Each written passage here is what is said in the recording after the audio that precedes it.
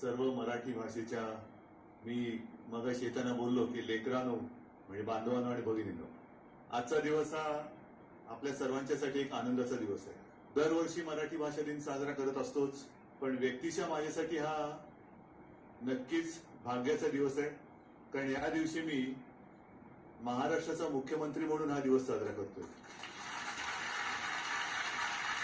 आपल्या सर्वांना कल्पना आहे की कालच माननीय देसाई साहेबांनी आपल्या महाराष्ट्रामध्ये मराठी भाषा सक्तीची किंवा अनिवार्य करण्याचा कायदा तो विधान भवनामध्ये पारित.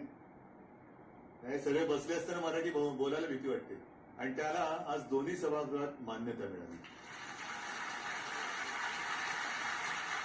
मला आठवते 1966 साल ज्या वेळेला शिवसेना प्रमुखांनी शिवसेनेची स्थापना केली मराठी भाषिकांसाठी, मराठी तरुणांसाठी, पण तो विषय 66 साली जेव्हा घेतला तेव्हा संपूर्ण देशातनं टीका करण्यात आली की संकुचित आहे.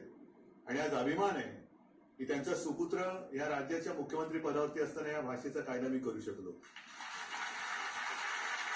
ही भाषा मराठी आपली मातृभाषा म्हटल्यानंतर तिची गोडी काही वेगळीच आहे. पण काळ कसा असतो बघा, आपण असं नेहमी म्हणतो की इंग्रजांची भाषा ती आपल्या भाषेवरती आक्रमण करते, पण मला सहज इकडे योगायोग असा विचित्र सापडला की आता गोरेच इंग्रजीला विरोध करतायत. हा काळाचा महिमा आहे. असं जर का झालं तर मग याच्यापेक्षा सुख ते काय की मराठी भाषेच्या सन्मानासाठी, पुरस्कारासाठी मी म्हणेन आमच्या बघितले गोरे उभे राहिले, पण हे त्यांच्यावरती कोणी लादलेलं नाहीये. आज इथे सगळे आपल्या भाषेतले दिग्गज बसलेले आहेत.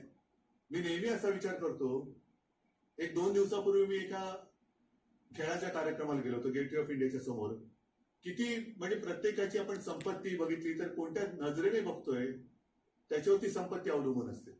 मी त्या कार्यक्रमाला गेल्यानंतर तिथे सगळे तरुण तरुणी बसल्या होत्या, शिवछत्रपती पुरस्कार विजेते होते, आणखीन काही खेळामध्ये त्यांनी